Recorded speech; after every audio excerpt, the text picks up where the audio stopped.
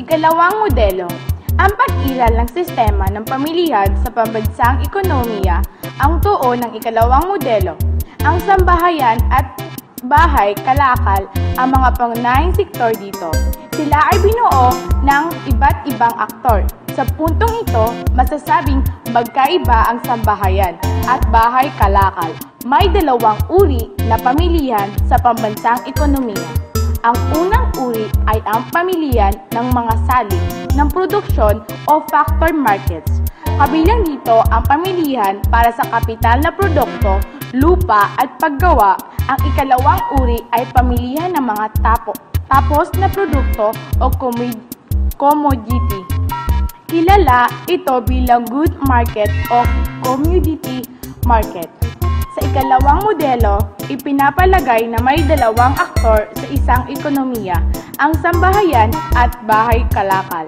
Ang sambahayan ay may demand sa produkto, ngunit wala itong kakayahang lumikha ng produkto. Ang bahay kalakal ang tanging may kakayahang lumikha nito. Subalit, bago makalikha ng produkto, kailangan ng bahay kalakal na bumili o umupa ng mga salik na produksyon. At dahil tanging ang sambahayan na ang may supply ng mga salik ng produksyon, makikipag-ugnayan ang bahay kalakal sa sambahayan sa pamamagitan ng pamilihan ng mga salik na produksyon. Sa paggamit ng kapital na produkto, kailangang magbayad ng interes. Ang bahay kalakal, halimbawa, sa paggamit ng lupa, magbabayad ang bahay kalakal ng renta o upa, at sa paggamit ng paggawa, magbibigay ito ng pasahod. Dahil sa sambahayan, di nagmumula ang entrepreneur, may kita itong nakukuha mula sa pagpapatakbo ng negosyo, at ang kita ng entrepreneur ay nabibilang na kita ng sambahayan. Apat ang pinagmumula ng kita ng sambahayan. Kumikita ang sambahayan sa interes, kita ng entrepreneur, renta o upa at pasahod sa paggawa. Sa pananaw naman ng bahay kalakal, ang interes, kita ng entrepreneur, renta o upa at mga pasahod sa paggawa ay mga gastusin sa produksyon. Matapos ang produksyon, makikipag-ugnayan ang bahay kalakal sa sambahayan.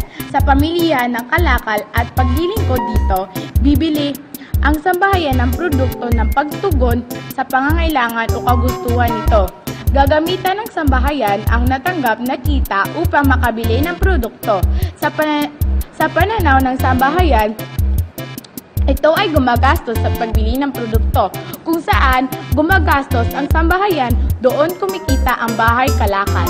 Mamamalas dito ang interdependence ng sambahayan at bahay kalakal. Ang dalawang aktor ay umaasa sa isa't isa upang matugunan ang kanilang mga pangangailangan at kagustuhan. Mapapansin din na kumita ang isang sektor sa bawat paggastos ng ibang sektor dahil dito may dalawang pagsukat sa kita ng pambansang ekonomiya. Ang isa ay pamamagitan ng halaga ng gastusin ng sambahayan at bahay kalakal. Ang isa naman ay pamamagitan ng kabuuang kita ng sambahayan at bahay kalakal. Ang kabuuang kita ay naglalarawan din ng produksyon ng pambansang ekonomiya.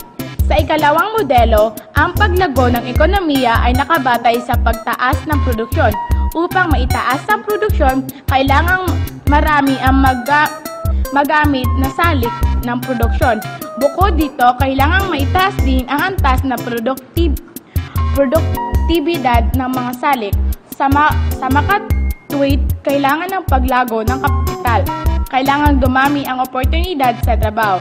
Kailangang malinaw ang produktibidad ng lupa. Kailangang mapag-ibayo ang entrepreneur ang kanyang kalaman sa pagpapatakbo ng negosyo. Sa ganitong kalagayan, tataas ang kita ng sambahayan at bahay kalakal. Created using Powtoon.